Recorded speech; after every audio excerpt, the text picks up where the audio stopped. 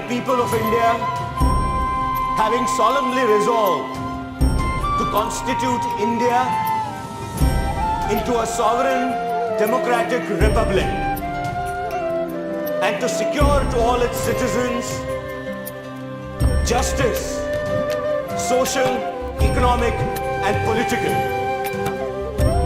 liberty of thought, expression, belief, faith and worship, equality of status and of opportunity, and to promote among them all fraternity, assuring the dignity of the individual and the unity of the nation. In our Constituent Assembly, this 26th day of November 1949, do hereby adopt, enact and give to ourselves this Constitution.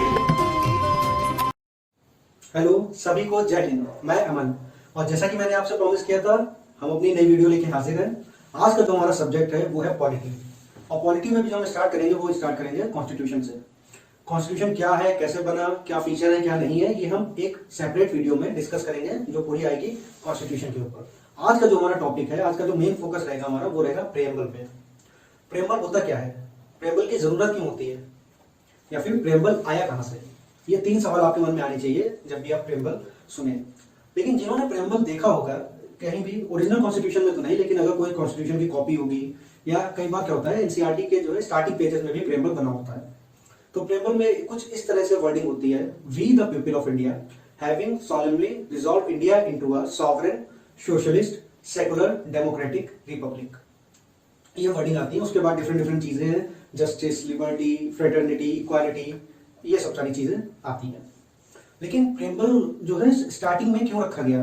Constitution जब भी start होगा सबसे पहले क्या होता है, preamble आता है। तो क्या प्रेम्बल, जो चीज पहले आती है इसका मतलब है प्रायोरिटी देखी जाती है, यानी कि प्रेम्बल इतना इंपॉर्टेंट है कि उसे सबसे स्टार्टिंग में रखा गया। क्यों, जरूरत क्या थी इसकी, प्रेम्बल ऐसा क्या काम करता है कि प्रेम्बल को स्टार्टिंग में रखा गया। तो मैं आपको बताना चाहूंगा इन सारे सवालों के जवाब। पिछले वीडियो में मैंने आपसे काफी सवाल पूछे थे, एक का भी जवाब नहीं दिया था, लेकिन आज मैं आपसे कुछ सवाल भी करूंगा और कुछ के जवाब भी दूंगा।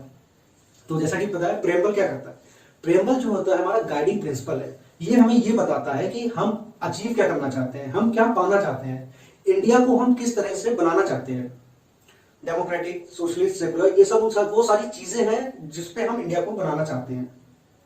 जब कॉन्स्टिट्यूएंट असेंबली ने मिलना चालू किया, मीटिंग चालू हुई कॉन्स्टिट्यूएंट असेंबली की, तो सबसे पहले यही डिस्कस हुआ कि हम कैसा इंडिया चाहते हैं या हम कैसा इंडिया बनाना चाहते हैं। क्योंकि कॉलोनियल या फिर ब्रिटिशर्स ने एक लंबे टाइम पे क्या किया, हम पे राज किया, हमें गुलाम बनाए रखा। तो अब जब हम गुलामी की जिंदगियों से बाहर निकल रहे हैं, तो हमने ये देखा कि हम दोबारा ना इसमें आए, कोई देश हमें दोबारा गुलाम ना बना पाए। इसलिए ऐसा कॉन्स्टिट्यूशन बनाना है जो सारे लोगों के लिए भी हो और प्लस अपने स्वयं की रक्षा भी कर सके वो कॉन्स्टिट्यूशन। इस तरीके का कुछ उन्हें बनाना था। तो प्रेम्बल में क्या बताता है, यही ऑब्जेक्टिव बताता है कि हम कैसा इंडिया बना रहे हैं, या वो कौन से पिलर हैं जिन पे कॉन्स्टिट्यूशन खड़ा हुआ है। तो सबसे पहले जो चीज आती है कॉन्स्टिट्यूशन में, तो व्हाट इज प्रेम्बल। प्रेम्बल क्या है ये बता। प्रेम्बल जो है वो फिलोसॉफिकल पार्ट है जो हमें बताता है कि हमें कैसी सोसाइटी चाहिए, ठीक है सर। और इसके बाद आता है कि हमें इसकी जरूरत क्यों है। कल को क्या होगा, जिन लोगों ने प्रेम्बल को बनाया है वो लोग हमेशा तो नहीं रहेंगे। इसके बाद क्या होगा, नई जनरेशन आएगी, फिर नई जनरेशन आएगी। तो ये प्रेम्बल क्या करेगा, उन आने वाली जनरेशन को मोटिवेट करता रहेगा कि एक्चुअली में इंडिया जो हमारे फाउंडिंग फोरफादर्स ने देखा था, जो हमारे स्वतंत्रता सेनानियों ने जिस इंडिया की कल्पना की थी, हम उस इंडिया को बनाने में कामयाब हो रहे हैं या हो चुके हैं। इसलिए प्रेम्बल की जरूरत पड़ती है। अब बात आती है कि प्रेम्बल आया कैसे, कैसे बना, कैसे कॉन्स्टिट्यूट हुआ। तो जब कॉन्स्टिट्यूएंट असेंबली ने मिलना चालू किया, तो हमारे देश के जो प्रथम प्रधानमंत्री थे, जो फर्स्ट प्राइम मिनिस्टर थे, पंडित जवाहरलाल नेहरू, उन्होंने कुछ ऑब्जेक्टिव रखे कि हम जब कॉन्स्टिट्यूएंट असेंबली, पहले क्लियर कर दूं किस लिए बनी थी। कॉन्स्टिट्यूएंट असेंबली इसलिए बनी थी ताकि हम अपना एक मैन मेड कॉन्स्टिट्यूशन बना सकें। तो जब उस कॉन्स्टिट्यूशन को बनाने की प्रोसेस चालू हुआ, उसमें पंडित जवाहरलाल नेहरू ने ये ऑब्जेक्टिव रखा कि हम कैसा इंडिया चाहते हैं। उन ऑब्जेक्टिव्स को थोड़ा सा मॉडिफाई करके जो फॉर्म आई वो हमारी प्रेम्बल आई। यानी कि प्रेम्बल क्या बताता है कि पूरा कॉन्स्टिट्यूशन बनाने के पीछे प्रोसेस क्या था, माइंड बताता है। ये बताता है जब कॉन्स्टिट्यूएंट असेंबली मिली तो उनके मन में क्या चल रहा था, वो किस तरीके की इंडिया की बात कर रहे थे। तो जो पूरा कॉन्स्टिट्यूशन हम आगे देखेंगे वो इस प्रेम्बल को जस्टिफाई करता हुआ दिखेगा, चाहे वो सोशलिस्ट चीज हो, सेकुलर चीज हो, या फिर डेमोक्रेटिक रिपब्लिक हो, सॉवरेन हो, कुछ भी हो, इक्वालिटी हो, फ्रेटर्निटी हो, वो कोई भी शब्द हो, पूरा कॉन्स्टिट्यूशन कहीं ना कहीं इन चीजों से मैच करता हुआ हमें दिखेगा। तो प्रियम्बल को समझने के बाद, मतलब प्रियम्बल कहाँ से आया, कैसे बना, इसको समझने के बाद हम अपने अगले टॉपिक पे चलते हैं। तो जो हमारा सबसे पहले चीज हमें प्रियम्बल में लिखी हुई दिखती है वो दिखती है we the people of India. देखने के बाद बहुत ही गर्व होता है, we the people of India. We the people of India का क्या मतलब है? देश का आम नागरिक। इसे क्यों लिखा गया सबसे पहले, क्या कारण था? We the people of India का सिंपल ये मतलब है कि इस कॉन्स्टिट्यूशन को किसने बनाया है, या ये कॉन्स्टिट्यूशन कौन दे रहा है हमें। ऐसा तो नहीं जो लोग हमें गुलाम बना के वो लोग हमें कॉन्स्टिट्यूशन दे रहे हैं, नहीं। कौन दे रहा है? We the people of India, यानी कि भारत के आम नागरिक लोग अपना कॉन्स्टिट्यूशन खुद बना रहे हैं और अपने आप को ये कॉन्स्टिट्यूशन दे रहे हैं। लेकिन जो लोग देख रहे होंगे उनके मन में एक सवाल पता नहीं आ रहा है या नहीं, हो सकता है उसके मन में आ रहा हो कि कॉन्स्टिट्यूंट जो है असेंबली ने ये कॉन्स्टिट्यूशन बनाया, तो कॉन्स्टिट्यूशन असेंबली में कितने लोग रहे होंगे? 100, 200, 300 एग्जैक्ट नंबर याद होंगे जिनको, अच्छी बात है। कॉन्स्टिट्यूशन असेंबली ने बनाया ये कॉन्स्टिट्यूशन, उन्हीं ने प्रियम्बल को बनाया साथ में। तो क्या उन कुछ लोगों को प्रियम्बल में we the people of India लिखने का हक है? यानी कि वो उतने लोग क्या we the people of India कहला रहे हैं, जबकि इंडिया में करोड़ों की आबादी थी उस समय भी। उस समय भी इंडिया में क्या थी? करोड़ों की आबादी थी। तो क्या उन्हें we the people of India लिखने का हक था? इस पे कई सारी डिबेट्स होती हैं, आज भी होती होंगी शायद, लेकिन इस पे जो है कई एक्सपर्ट्स ने इस पे जवाब भी दिया है कि वो लोग जो थे आम पॉलिटिशियन नहीं थे कोई लोग। जिस तरीके से आज के पॉलिटिशियन केवल इलेक्शन लड़ना जीतना चाह रहे हैं, उस समय उनका कोई मकसद इलेक्शन लड़ना या जीतना नहीं था। इसलिए उन्हें we the people of India कहलाने का हक है, मॉरली हक है उन्हें we the people of India कहलाने का। वो फ्रीडम फाइटर्स थे, उन्होंने अपनी जान दी है, अपना खून बहाया है इस देश की आजादी के लिए, इसलिए उन्हें we the people of India कहलाने का पूरा पूरा हक है। और साथ ही साथ we the people of India में ये बताता है कि जो इंडिया है वो अपनी पावर कहां से ड्राइव कर रहा है, वो ड्राइव कर रहा है लोगों से, पीपल से। We the people of India हमें ये बताता है। We the people of India के बाद जो हमारा अगला वर्ड हम देखते हैं वो आता है सबसे पहले सॉवरेनिटी। सॉवरेनिटी का मतलब क्या है? सॉवरेनिटी का बेसिकली मतलब है इंडिपेंडेंट अथॉरिटी, एक आजाद मुल्क। एक इंडिपेंडेंट अथॉरिटी का ये मतलब है कि हमें कोई भी, जिस तरीके से हमें कोई नहीं बता सकता है कि हमें क्या करना है, क्या नहीं करना है, कैसे जिंदगी जीनी है, कैसे नहीं जीनी है, कौन सा ऑक्यूपेशन ऑक्यूपाई करना है, किस प्रोफेशन में जाना है, कब सोना है, कब जगना है, ये हमें नहीं कोई बता सकता है। हाँ, कुछ लोगों के मम्मी पापा डांटते होंगे, अलग बात है, मार भी पड़ते होंगे आप लोगों की, लेकिन यहाँ पे हम एक नॉर्मल बात कर रहे हैं, एक इंडिविजुअल लेवल पे बात कर रहे हैं, पॉलिटिकल साइंस में बात कर रहे हैं। मारते होंगे आप लोगों को भी मारते होंगे। तो जिस तरीके से हमें कोई ये नहीं बता सकता है कि हमें कैसे रहना है, कैसे नहीं रहना है, यही चीज हमारे इंडिया पे भी एज अ कंट्री पे भी लागू होती है।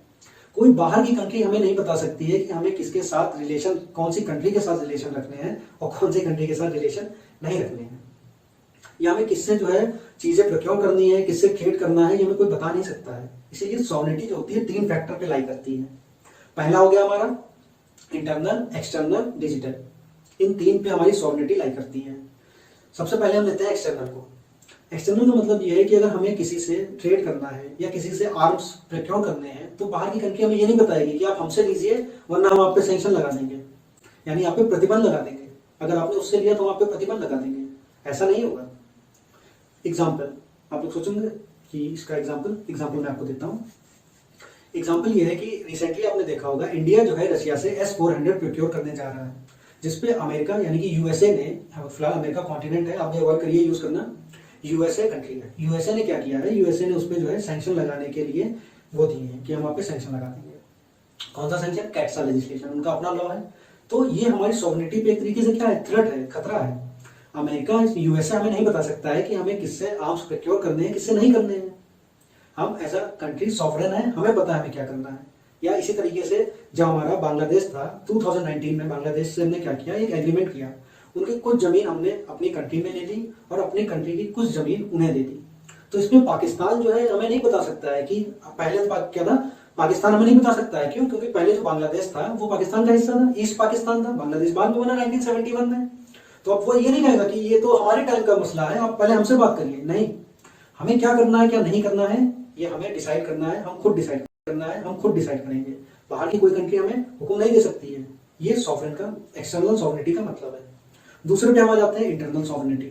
इंटरनल सॉवरेनिटी का ये मतलब है जो हमारी कंट्री के लॉ हैं, ठीक है सर, जैसे आईपीसी हो गया, सीआरपीसी हो गया, ये सब जो लॉ हैं ये क्या है, लोगों का बिहेवियर कंट्रोल करने में, रेगुलेट करने में मदद करते हैं। जैसे कि कोई अगर ट्रैफिक सिग्नल तोड़ता है तो उसके लिए नियम है, फाइन भरता है या जो भी है वो नियम है। इसी तरीके से कोई चोरी करता है, कोई मर्डर करता है, उसके लिए अलग नियम है। तो कोई बाहर की कंट्री में ये नहीं कह सकती कि अरे ट्रैफिक लाइट तोड़ने के लिए आप फाइन ले रहे हैं, ऐसा बिल्कुल गलत है, आप फाइन नहीं ले सकते हैं।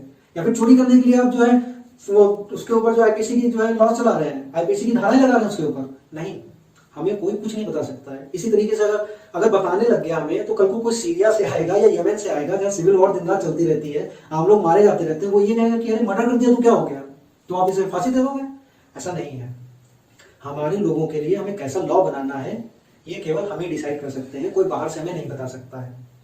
अगर बाई चांस वो लॉ गलत भी होते होंगे या हो सकता है गलत बन गए हों, उसके लिए और तरीके हैं, जैसे कि प्रोटेस्ट हो गया, हमारा मीडिया प्रेशर हो गया, सुप्रीम कोर्ट हो गया, हाई कोर्ट हो गया, बहुत सारे तरीके हैं जिसके थ्रू हम गवर्नमेंट पर प्रेशर डाल सकते हैं। या फिर जो हमारे अपोजिशन पार्टीज होती हैं वो लोगों की वॉइस को सुनती हैं और उस वॉइस को पार्लियामेंट में उठाती हैं। तो कई लोग ये जब पार्लियामेंट्री वीडियो देखते होंगे तो देखते होंगे अपोजिशन काफी हल्ला मचाता है, काफी शोर शराबा करता है, पेपर फाड़ देता है। हालांकि पेपर फाड़ना नहीं चाहिए, लेकिन वो जो भी करता है वो हमारे लोगों के लिए ही कर रहा है अपोजिशन। कोर्ट आप बाद में जाएंगे, प्रोटेस्ट भी बाद में करेंगे, लेकिन वो लॉ पास होते टाइम केवल आपका साथ दे रहा है अपोजिशन, वो अपोजिशन ही आपका साथ देगा। हालांकि कोई भी पार्टी बैठी है अपोजिशन में, पार्टी से हमें नहीं मतलब है।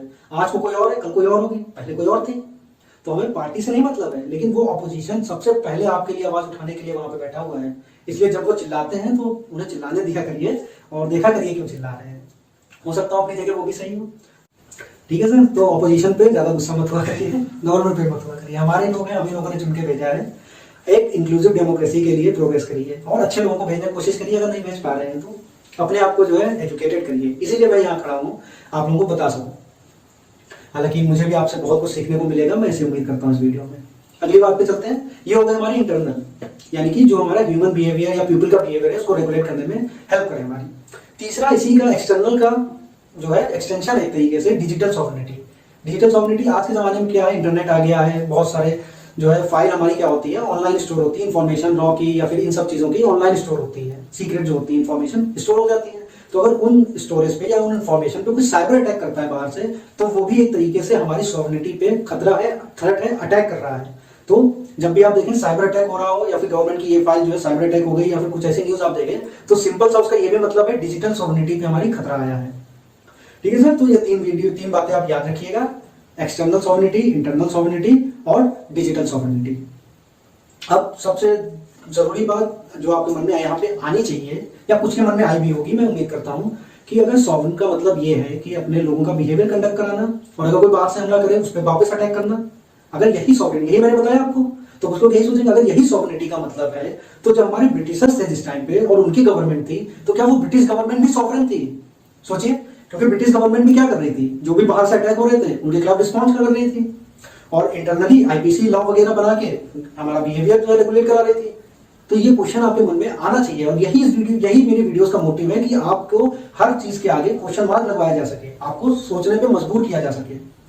तो बताइए आपको, क्या उस समय जो है हमारी गवर्नमेंट सॉवरेन थी?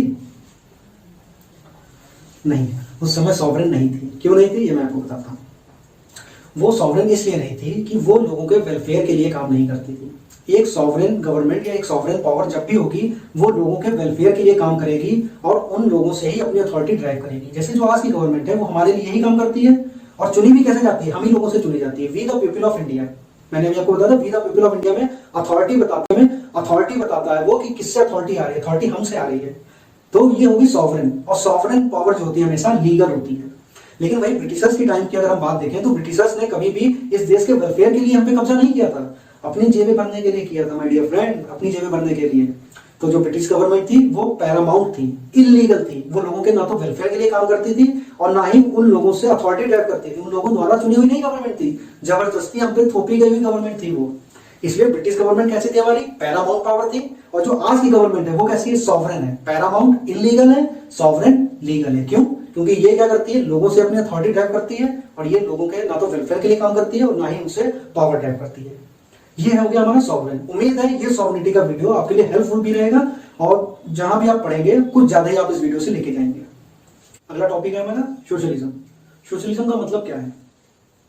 मैंने जब भी लोगों से पूछा सोशलिस्ट का मतलब क्या है, हालांकि वर्ड सोशलिस्ट है, सॉरी, सोशलिस्ट का मतलब क्या है, सोशलिज्म का क्या मतलब है, जब भी लोगों से पूछा तो जिन लोगों ने भी थोड़ा बहुत पढ़ा है इस बारे में वो मुझे सीधे रशियन रेवोल्यूशन की याद दिलाने लगते हैं। हालांकि ऐसा नहीं है। मैं सब फिर पूछता हूँ उनसे कि अच्छा रशियन रेवोल्यूशन है, तो क्या था रशियन रेवोल्यूशन में? सोशलिज्म का मतलब क्या है?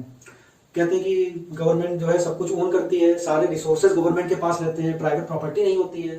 तो उनसे हम यही पूछते हैं कि अगर प्राइवेट प्रॉपर्टी नहीं होती है तो इंडिया में तो प्राइवेट प्रॉपर्टी का हक है। तो इंडिया में अगर सोशलिस्ट को लिखा हुआ है, अडॉप्ट किया हुआ है, तो यहाँ प्राइवेट प्रॉपर्टी का हक क्यों दे रखा है? चुप हो जाते हैं, नहीं बता पाते हैं, क्योंकि एक बुक्स आपको लिमिटेड अमाउंट की प्रोवाइड करा सकती है। इनके जवाब मैं उठा रहा हूँ, मैं आज उस दिन वीडियो की तरह भागूंगा नहीं, आज बता के जाऊंगा। तो सोशलिज्म का हमारा जो सिंपल मतलब है इंडिया में वो ये है कि एक मिनिमम स्टैंडर्ड ऑफ लिविंग देना सभी को, उसकी गारंटी, ये है हमारा socialism. Good life for all, welfare state, जो भी आप यहाँ पे सोच पाए वेलफेयर के लिए, वो सब है सोशलिज्म के अंदर। अब बात ये आती है कि ये इतना डिफरेंट क्यों है? अगर वो सोशलिज्म हमने लिया है तो वो सोशलिज्म के प्रिंसिपल को नहीं लिया, लेकिन इस सोशलिज्म को प्रिंसिपल को लिया है। और राइट टू प्रॉपर्टी का हक फिर क्यों नहीं है? राइट टू प्रॉपर्टी का हक इंडिया में इसलिए भी है, या फिर यहाँ पे राइट टू प्रॉपर्टी का हक इसलिए नहीं छीना जा सकता है क्योंकि हमारा जो कॉन्स्टिट्यूशन है वो खुद ही राइट टू प्रॉपर्टी का हक हमें देता है। पहले क्या था राइट टू प्रॉपर्टी का हक? फंडामेंटल राइट्स में था, पार्ट 3 में, आर्टिकल 19 के अंदर। ये जब हम फंडामेंटल राइट या पार्ट 3 पढ़ेंगे वहां पे इस चीज को डिस्कस करेंगे। लेकिन अब जो है वो 300A में रखा गया है, यानी कि कॉन्स्टिट्यूशनल राइट तो है लेकिन फंडामेंटल राइट नहीं है। और ऐसा क्यों किया गया है, इसके पीछे भी कहानी है। वो कहानी हम जब वहां पहुंचेंगे इस कहानी को वहां डिस्कस करेंगे। आज की कहानी है कि इंडिया में राइट टू प्रॉपर्टी, हम जो है सोशलिज्म में राइट टू प्रॉपर्टी नहीं होता है लेकिन इंडिया में है। और दूसरा कारण ये है कि हम केवल सोशलिस्ट नहीं है, हम डेमोक्रेटिक सोशलिस्ट है। मतलब अगर वेस्ट में या फिर जहाँ पे ये चीज हुई, रशिया में सोशलिज्म जिस तरीके से हुआ, वहां पे प्रॉपर्टी को छीना जा सकता है जबरदस्ती, और उसके अगेंस्ट आप ना तो कंपनसेशन मिलता है आपको और ना ही आप कोर्ट जा सकते हैं। लेकिन इंडिया में क्या है, आप कोर्ट भी जा सकते हैं, और अगर आपकी कोई जमीन को गवर्नमेंट जबरदस्ती लेना चाह रही है तो उसे आपको कंपनसेशन देना पड़ेगा, जबरदस्ती आपकी जमीन को नहीं ले सकती है। इसीलिए हम डेमोक्रेटिक सोशलिस्ट हैं और वो केवल सोशलिस्ट हैं। इतना डिफरेंस आखिर क्यों है? कंफ्यूजन सिंपल ले लेते, बात खत्म थी। इतना पढ़ना पड़ रहा है बेमतलब में? नहीं, इसके पीछे कारण है। पॉलिटी में क्या होता है, वर्ड्स क्या होते हैं, सेम हो सकते हैं। सोशलिज्म जैसे कि क्या है, दो तरीके के सोशलिज्म हमने देख लिए, लेकिन वो सोशलिज्म अलग है, ये अलग है। तो वर्ड क्या होंगे, सेम होंगे, लेकिन उनके मीनिंग अलग अलग होंगे। क्यों? क्योंकि उनके हिस्ट्री डिफरेंट है। जो सोशलिज्म यूरोप में या रशिया में हो रहा है वो क्यों हो रहा है? क्योंकि एक समय पे क्या था, वहां पे फ्यूडल लॉर्ड्स जो थे या फिर जमींदार आप कह लीजिए, उनके पास वेल्थ बहुत ज्यादा हो गई थी, सारी वेल्थ उन्हीं के हाथ में चली गई थी। तो उस चीज के खिलाफ जो चीज वहां पे चली उसको सोशलिज्म बोला गया। इसीलिए वहां पे राइट टू प्रॉपर्टी का हक नहीं है। क्यों? क्योंकि कोई फिर से सारी वेल्थ को इकट्ठा ना कर ले। इसीलिए वो सोशलिज्म क्या है, राइट टू प्रॉपर्टी के अगेंस्ट है। ये वहां की हिस्ट्री है। लेकिन हमारे यहाँ की हिस्ट्री क्या है? जब हमारा इंडिपेंडेंस के लिए फाइट चल रही थी या फ्रीडम स्ट्रगल चल रहा था हमारा, तो जो अर्ली मॉडरेट्स थे, अर्ली नेशनलिस्ट थे या मॉडरेट्स थे, उस टाइम पे क्या था, गांधी जी से पहले जो पीरियड था उसमें मॉडरेट्स थे और अर्ली नेशनलिस्ट बोले जाते थे। उस समय वो क्या कर रहे थे, ज्यादा से ज्यादा लोगों को इंपीरियल लेजिस्लेटिव काउंसिल में पहुंचाने की कोशिश कर रहे थे। इंपीरियल लेजिस्लेटिव काउंसिल का मतलब ये है, आज की जैसे संसद है वैसे उस टाइम पे होता था अरेंजमेंट। उसमें ज्यादा से ज्यादा इंडियन लोग पहुंचे, यही उन लोगों की कोशिश थी। क्यों? क्योंकि अब वहां पे ज्यादा से ज्यादा लोग पहुंचेंगे, हमारी बात को वहां से रखने के लिए ज्यादा लोग होंगे, तो हमारी बात को सुना जाएगा, ऐसा उस समय के लोगों का मानना था। तो वो किस चीज के लिए अचीव कर रहे थे? पॉलिटिकल डेमोक्रेसी के लिए। वो क्या चाह रहे थे कि पॉलिटिकल डेमोक्रेसी को बढ़ाया जा सके ताकि हमारी बात को ज्यादा से ज्यादा पार्लियामेंट में या इंडियन लेजिस्लेटिव काउंसिल में पहुंचाया जा सके। लेकिन जब महात्मा गांधी फ्रीडम स्ट्रगल में एंटर करते हैं 1915 में, तो ये पॉलिटिकल मूवमेंट चेंज हो जाता है, ये नेशनल मूवमेंट चेंज हो जाता है। कैसे? वो इस पॉलिटिकल डेमोक्रेसी को, पॉलिटिकल मूवमेंट को सोशियो इकोनॉमिक मूवमेंट में कन्वर्ट कर देते हैं। कुछ इस तरीके से कन्वर्ट करते हैं कि जब वो एंटर करते हैं तो वो लोगों से ये वादा करते हैं, ये प्रॉमिस करते हैं कि जब भी हम आजाद होंगे तो हम आपको ये चीजें देंगे। एक मिनिमम गारंटी, हम उन्होंने एक गारंटी दी कि हम आपको मिनिमम ये चीजें देंगे। और ऐसा नहीं है कि कास्ट देख के देंगे या रिलीजन देख के देंगे, जो भी इस कंट्री का सिटीजन होगा सबको मिलेंगी वो चीजें। तो महात्मा गांधी वो पहले पर्सन थे जिन्होंने सोशलिस्टिक सेटअप का एजेंडा भारत में रखा और क्या किया, जो पॉलिटिकल मूवमेंट था हमारा उसको सोशो इकोनॉमिक मूवमेंट में कन्वर्ट कर दिया। तो जब लोगों ने देखा, उस समय लोग क्या थे, बहुत ही ज्यादा इलिटरेट थे, बहुत ज्यादा उस समय इंडिया में पॉवर्टी थी, फेमाइन्स वगैरह थी, बहुत ज्यादा हो रही थी। तो जब लोगों ने देखा कि अच्छा, हमें अच्छा घर मिलेगा, अच्छा खाना मिलेगा, जो हम चाहेंगे वो कर सकेंगे, जो हम पढ़ सकेंगे, अच्छी हेल्थ मिलेगी, जब इन सब चीजों को देखा तो लोगों ने क्या किया, उस मूवमेंट से अपने आप को जोड़ना चालू किया। तो गांधी जी के बाद आप देखेंगे जो नेशनल मूवमेंट हमारा पहले कुछ लोगों तक सीमित था या एलाइड क्लास वाले ही पार्टिसिपेट कर रहे थे, एलाइट क्लास या एजुकेटेड मिडिल क्लास वाले ही पार्टिसिपेट कर रहे थे। अब उसमें क्या हो गया, वो मास मूवमेंट बन गया, हर तरह का इंसान उसमें पार्टिसिपेट कर रहा था, गरीब अमीर हर तरीके का। क्यों? क्योंकि अब उसे एक एजेंडा मिल गया था फाइट करने के लिए, और वो एजेंडा क्या था? सोशलिस्टिक सेटअप, जो गांधी जी ने सेटअप किया था। और केवल हमने प्रॉमिस नहीं किया, हमने उस चीज को डिलीवर भी किया। कैसे? डीपीएसपी की फॉर्म में। डीपीएसपी क्या है? पार्ट 4 जब आप कॉन्स्टिट्यूशन का पढ़ेंगे, या मैं जब आप उसका वीडियो बनाऊंगा, directive principle of state policy. तो जो वेलफेयर चीज है, सोशलिस्टिक सेटअप का सिंपल यही मतलब है, good life for all, promotion to good life. जो भी वेलफेयर के जितने भी प्रोग्राम है, या फिर वेलफेयर कैसे करना है कैसे नहीं करना है, ये सब कुछ लिखा है डीपीएसपी में।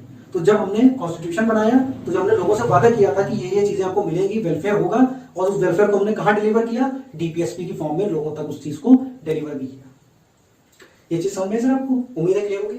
तो सोशलिस्टिक सेटअप का सिंपल मतलब है एक गुड लाइफ देना, सभी को वेलफेयर करना।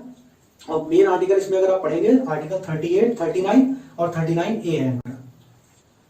तो जो चीजें सोशलिज्म के खिलाफ हैं, उनको मैं आपको बताना चाहता हूँ। सोशलिज्म के खिलाफ पहली चीज है हमारी करप्शन। करप्शन क्या करती है? अक्सर ब्लैक मनी जनरेट करती है, और वो ब्लैक मनी या तो हवाला ट्रांजैक्शन के थ्रू बाहर चली जाती है, Panama paper, Swiss bank account, ये सब क्या है? हवाला ट्रांजैक्शन के एग्जाम्पल है। या फिर क्या होता है, वो ब्लैक मनी कहीं स्टोर होकर रख ली जाती है। जैसे कि अभी आप न्यूज देख रहे होंगे, किसी के घर में 6 किलो सोना मिला है फॉरेन का, या कुछ भी मिला है, पॉलिटिक्स में नहीं जाना चाहेंगे लेकिन अभी मिला है। तो इस तरीके से क्या होती है, ब्लैक मनी स्टोर रहती है, बाहर नहीं आ पाती है। कब बाहर आएगी तो लोगों के वेलफेयर के लिए यूज होगी। इसी तरीके से वो जो हो गया हमारा ब्लैक मनी या फिर करप्शन क्या हो गया? सोशलिस्टिक एजेंडे के खिलाफ हो गया। दूसरी चीज जो हमारी सोशलिस्टिक एजेंडे के खिलाफ है, वो है लीगल प्रोसेस के थ्रू इलीगल मनी जनरेट करना। कंफ्यूजन मैं क्लियर कर देता हूँ। लीगल प्रोसेस के थ्रू इलीगल मनी जनरेट करना, जैसे कि विजय माल्या ने क्या किया? लीगल प्रोसेस को यूज किया, लीगल लूपहोल्स को यूज किया इलीगल प्रॉफिट बनाने के लिए। मेहुल चोकसी ने लीगल मेथड को यूज किया इलीगल प्रॉफिट बनाने के लिए। तो ये दो चीजें क्या है हमारी? सोशलिस्टिक एजेंडे के खिलाफ है। अब इन प्रेम्बल पे मैं क्या करूंगा, 2-3 क्वेश्चन लेना चाहूंगा आप लोगों से। सबसे पहला जो हमारा क्वेश्चन है वो है, the mind of the makers of the India is reflected in which of the following. जो माइंड था कॉन्स्टिट्यूशन मेकर्स का, वो इन चीजों में रिफ्लेक्ट होता है, या इनमें से किस चीज में रिफ्लेक्ट होता है?